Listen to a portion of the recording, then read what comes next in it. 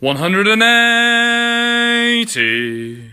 Hi, I'm Daryl Gurney, the 2017 World Grand Prix champion, and you're listening to Tungsten Topics with Tom Beresford. Hello, guys, and welcome to episode number 5 of Tungsten Topics with me, Tom Beresford. On this week's show, I will be going over the latest action from the darts world and previewing a few of the upcoming events. On top of that, I have two special guests joining me on the show this week, as Canada's young darting star Dawson Murschell and rising star Luke Woodhouse join me for an exclusive chat. So then last weekend over in Hasselt in Belgium was the annual Unibet European Championship as Michael van Gerwen claimed his fourth European Championship win on the spin as he overcame Rob Cross 11-7 in a fantastic final as the world number one averaged 108.91. But he had to average that much as the Hastings star Rob Cross averaged just over 102 and he had chances to reduce that deficit. But what another sensational performance a tournament has been for Cross, who in just 8 months as a professional has taken the PDC by storm. Like no other player we've ever seen before. Cross has picked up 4 PDC titles in 2017 already, and he's blown away the opposition with just a select few players in the top 32 that he hasn't defeated, which is mainly down to the fact that he hasn't really played them all yet. On the floor, Cross has been nothing short of sensational, as he's recorded numerous astronomical averages across the Pro Tour, the European Tour, against some of the world's best players. On the European Tour alone, he's reached 4 quarterfinals and 2 finals. Rob's picked up over £180,000 in prize money in just 8 months, as he now sits at number 24 in the PDC order of merit after starting from scratch. But moving back to the European Championship, it was another great tournament for Van Gerwen as he returned to winning ways after victories over Jan Dekker in the first round, which wasn't a vintage Van Gerwen performance. He then produced a phenomenal display as he seen off Ian White 10-1, as White averaged over 100 and only winning a leg. In the last day, he defeated Simon Whitlock 10-5 with 100 average, a pretty steady display, but nothing extraordinary, which included a majestic 170 finish from the world number one. In the semi-finals, Van Gerwen dodged a bullet as he survived 2 match darts against Kyle Anderson, who has had a fantastic tournament last weekend after hitting a 9-dart finish early in the match's second 9-darter in the PDC, as he pocketed an extra £25,000, and he was so close to reaching another televised final after missing those 2 match darts. This weekend, there is, of course, plenty of PDC action taking place, as the Ladbrokes World Series of Darts Finals takes place at the Braehead Arena in Glasgow on Friday, which is live on ITV4. Coincidentally, the draw has just been finalised for the tournament by the PDC. Here is the draw in full for you guys. Chris Dobie will make his return to the televised stage as he takes on Mensur Suljovic. Australia's youngster Corey Cadby will take on Jelle Klaasen. Simon Stevenson, who came through the qualifiers, he will take on Jan Dekker. Michael Smith comes up against the young Belgian Dimitri van den Berg. Germany's Max Hopp comes up against jackpot Adrian Lewis. Johnny Clayton, who of course played in the European Championship the weekend, won Players' Championship 22. He comes up against the man of the moment, Rob Cross. Mark Webster, he takes on Simon Whitlock. And Justin Pipe will take on Dave Chisnell. They're the first round encounters. Of course, in round 2, which is where the big boys come into play, Gary Anderson will take on the winner of Chris Dobie and Mensur Suljovic. Gerwyn Price, the number 8 seed, will take on either Corey Cadby or Jelle Klaasen. James Wade, the number 5 seed, will take on Simon Stevenson or Jan Dekker. Raymond van Barneveld, the number 4 seed, will take on Michael Smith or Dimitri van den Berg. Michael van Gerwen, the number 2 seed, will take on Max Hopp or Adrian Lewis. Kyle Anderson, seed number 7, he will take on Johnny Clayton or Rob Cross. Daryl Gurney, he is the number 6 seed for the tournament, will take on either Mark Webster or Simon Whitlock. And finally, the number 3 seed Snakebite Peter Wright will take on either Justin Pipe or Dave Chisnell. Also this weekend is the final 4 PDC Unicorn Development Tour events of the year, with the number 1 player in the order of merit being rewarded with a place at the William Hill World Darts Championship in December. In addition, on Monday is the World Youth Championship Last 64. Going into the event, Luke Humphreys leads the order of merit with Dimitri Vandenberg and Adam Hunt just behind. One of my guests this week, Dawson Murschell, the young Canadian, will be competing in the events as he makes his way over from Canada. Here is what the young Canadian had to say. Hello, Dawson. Many thanks for coming on the show this week. Firstly, since playing the US Darts Masters over in Las Vegas back in July, have you been playing much competitive darts recently? Yeah, I've been keeping pretty steady with my tournament appearances. I've been playing pretty steady on the development tour all year. I'm actually leaving today for the development tour this weekend, and also the youth world or the development tour worlds on Monday, which is going to be a lot of fun. It's I've been keeping pretty steady and really kind of looking forward to moving over.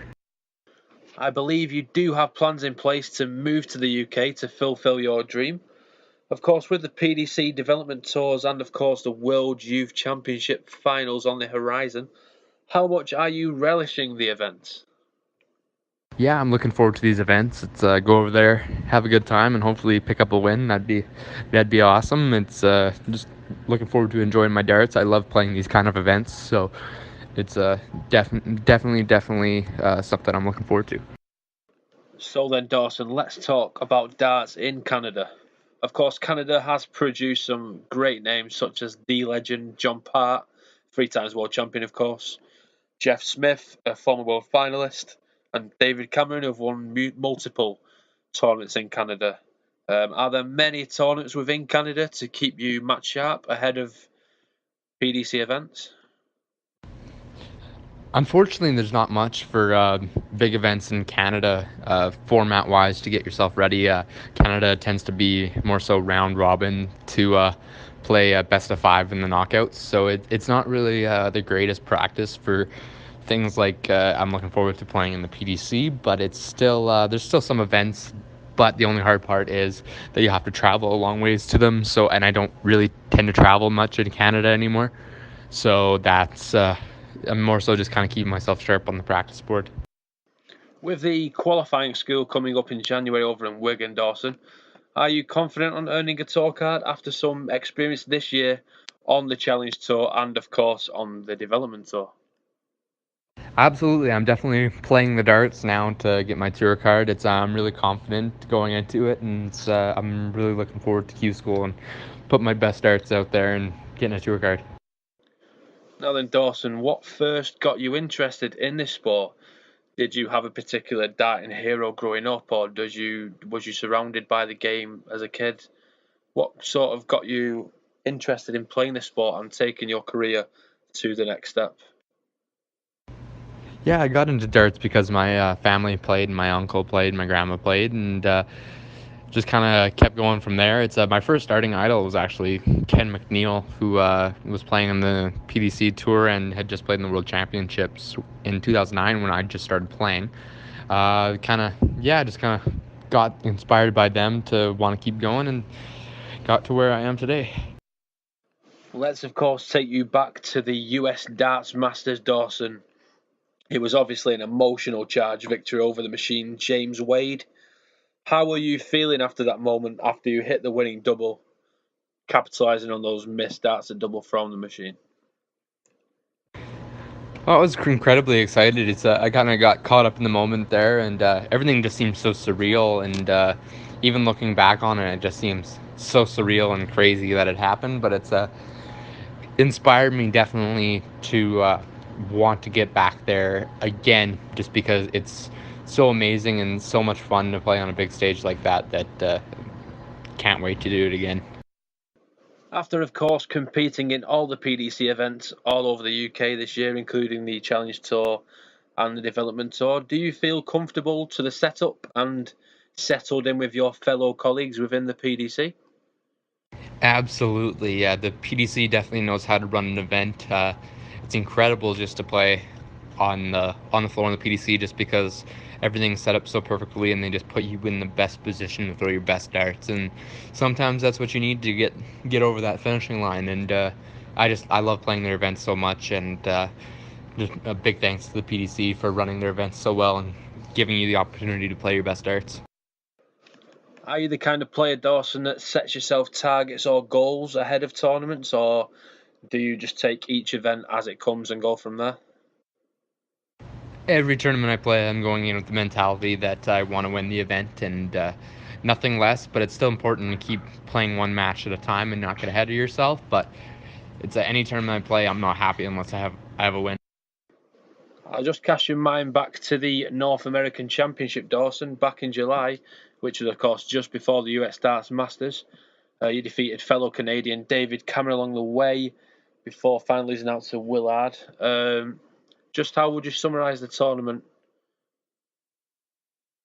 With the North American Championship, I was a little disappointed actually in my result there. It's especially getting through the top 8 to play on stage. It's I definitely wanted to win the event, and but Willard played some amazing darts against me, and it'll be cool to see him play on Ali Pali in December for sure. Dawson, you did recently join darts manufacturing giants Winmore, which must be terrific news for yourself. It's definitely a step in the right direction with joining the likes of Simon Whitlock, Mervyn King, Steve Beaton, fellow Canadian Jeff Smith, of course. Joining Windmill has been absolutely fantastic. They've been so great to work with, especially with coming out with my new barrel. I can't thank them enough for their support and working with me to make sure my barrel has been exactly how I want it, and making sure I'm comfortable at tournaments, and making sure that I have everything I need to perform my best. A huge thank you there to Dawson for joining me on this week's show. The best of luck to him in the weekend's events with the development tour and, of course, the World Youth Championship finals. I do have another guest on the show this week, which is young rising star Luke Woodhouse, who isn't a tour card holder. He went to Q School, just missed out on the points, but he has been eligible to enter the PDC Pro Tour events because because of the point system, how it works. He's had some brilliant results this year. He's been on quite a good run, some good runs on the tour this year. He's qualified for 2 European Tour events, including a great match with Darren Webster recently, which he averaged in the low 90s. It was a good game. I had a nice little chat with Luke. Here is what he had to say. Hello, Luke, and thank you very much for coming on the show this week.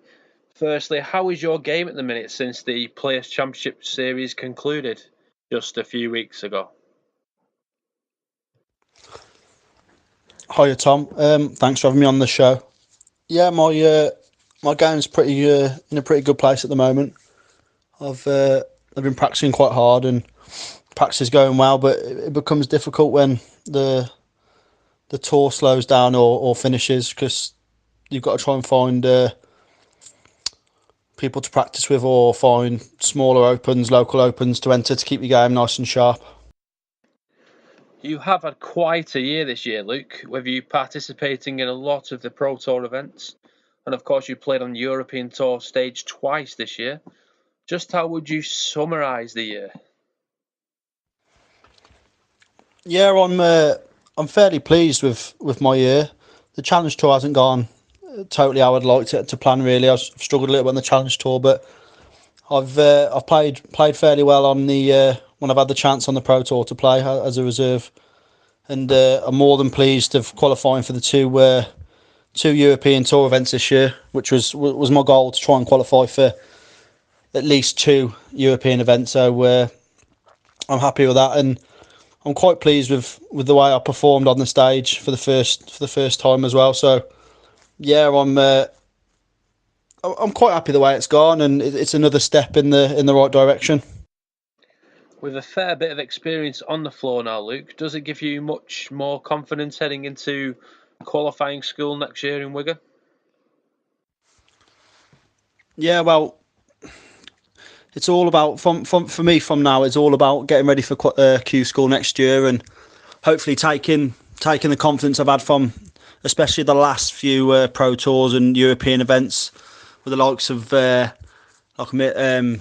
beat John Henderson at a Euro qualifier and taking a few very, like, in my eyes, very good players in Steve Beaton and Darren Webster and Benito to last leg deciders and having chances. So it's a massive confidence boost for me to take on board and take into Q School, and knowing I've been playing it's probably been nearly 5 years playing on and off the Challenge Tour and Development Tour and having chances in Pro Tours, and I feel like I'm becoming a lot more settled within the PDC sort of environment now. So it's I'm looking forward to Q School and looking forward to hopefully taking sort of my confidence from the end of the year's performances into that environment at Q School. I did read somewhere, Luke, recently that you won a tournament in Wales. Do you play in many local competitions and leagues throughout the week to kind of keep your match sharp with the PDC series finishing?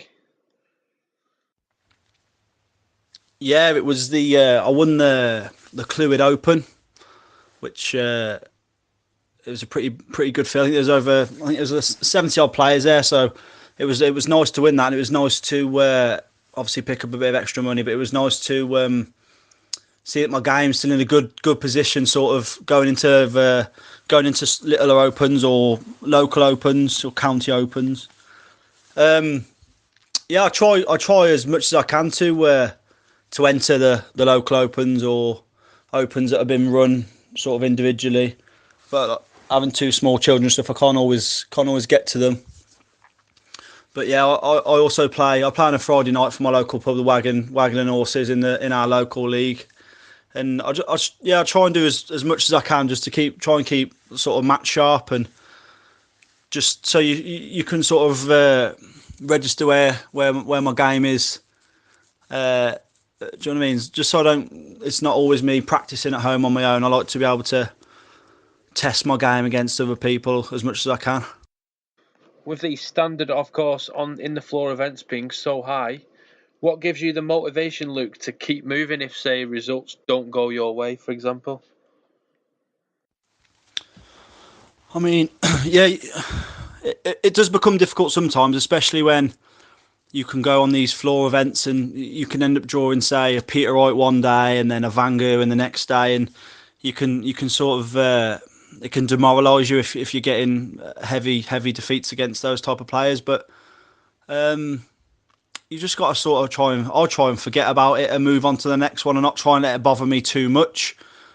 Every it's very, very different when you can play brilliant one day and lose, and the next day you can have a really scrappy game and manage to sneak a win. But yeah, I try my hardest not to let it affect me, but sometimes it does become difficult sometimes, and you feel like you're always onto a little bit of a losing streak and your confidence will dip a little bit. But yeah, I try and just try and stay positive and take sort of every game as it comes. I suppose it's a bit of a cliche, but that's all you can do really, and just keep trying to move on and take every. Do you know what I mean? Just keep going to the next comp and hoping for better results. With you saying earlier, Luke, you've had quite a steady year. What has been your most memorable moment of the year so far, Luke? For me personally, the most memorable moment's got to be the qualifying for the 2 Euro Tours. Just being involved in those events and travelling to Germany and being around sort of cameras and lights and the stage and stuff. It's just a fantastic start to try and build on, and it was I was surprised by how sort of comfortable I felt, and it was nice to, you know what I mean, be around top players and seeing how they prepare and sort of taking little tips and advice off other players, which is obviously what I want to do and where I want to be. And yeah, that's my highlight of my year, qualifying for the European Tours. So then, Luke, what made you decide to take up this sport at a serious level? Is it a sport you've played since you was very young, or is it something very recent? How did it all come about for you? I've always played darts. My nan and granddad played darts, and my dad played darts, and I've played sort of since I was a kid, really. But it was my uncle that got me involved playing in the local leagues and sort of round by us, and then I enjoyed the practice side of it, and then I sort of noticed I was getting sort of decent when after a couple of years of playing in the local leagues, and I just took a chance on the development tour. Well, it was the challenge tour when it was under 25s or 23, I can't remember. And then when I won one of those, beating Ben, I think I beat Ben Ward in the final of one of those, and from there I sort of knew I've got an half a decent chance of doing well at the game, and it's gone from there really, and I've managed to pick up a good sponsor and management, and yeah, it's gone from strength to strength. So hopefully it continues. Of course, Luke, speaking of your management, as you just mentioned, you've been with Darting Promotions for a while now. Just how influential have they been on your recent career? Yeah, I think I've been with Darting Promotions now. I think this is my 4th year with them, and Mark, who runs Darting Promotions, he's been amazing, been a godsend really. I wouldn't have been able to do half of the stuff and half of the events or anything without him really. He's been more than good to me. I can't thank him enough really. And yeah, I mean he helps me out with like travel, and he'll come and pick me up and take me to events, and he helps me with entry fees and pretty much everything. He takes away the hassle of booking rooms and online entries and making sure I'm there on certain times and whatever. He makes sure that's sorted, and he gives me all the relevant information that I need to get to places. And yeah, he's brilliant. It just makes life so easy. You haven't got all I've got to worry about is playing darts and making sure I'm there on time. Really, that's as much as I've got to worry about. So yeah, he's more than more than helpful, and he does everything he can for me. Really. Of course, a few years ago, Luke, you did start playing on the PDC development tour. Just how much did that help with your progression as a darts player and get you set up for the way you are now? Yeah, I think the development tour and the challenge tour have set me up sort of perfectly for taking the next step to playing on the pro tours, and I think it's brilliant for any sort of, especially the younger players. It allows them to see how you've got to act when you're at these events, and what the setup's going to be like, the atmosphere is going to be like, and the way you should sort of compose yourself, and the way you should behave in the venues. And for anyone that hasn't gone to an event before, and like a floor event, then if you start off at the challenge tour, it's a massive help to when you take that next step, and it helped me out loads playing the development tours. And so yeah, I'm hoping it now kicks me on to Q School, and I can get that tour card and sort of continue my progress and take the next step and move up and do as well as possible really. And yeah, cheers for having me on the show, Tom, and it's been great hearing your questions, and I hope my answers haven't been too boring. A massive thank you there to Luke Woodhouse for coming on this week's show. That just about rounds things off, guys. If you do have any feedback on the show or any questions for me, please do get in touch on Twitter at Tungsten Topics. Of course, the show will be live on the website at www.tomdartsjournal.com, or you could check out the YouTube channel, which is Tungsten Topics. The show will also be on there every week. If you could subscribe, that would be a massive help to me. Until next time, that's it, guys. Whatever you're doing this weekend, have a lovely weekend, and we'll see you next week. Thank you very much. Hi, I'm Chris Dobie, and you've been listening to Tungsten Topics with Tom Beresford. Thanks.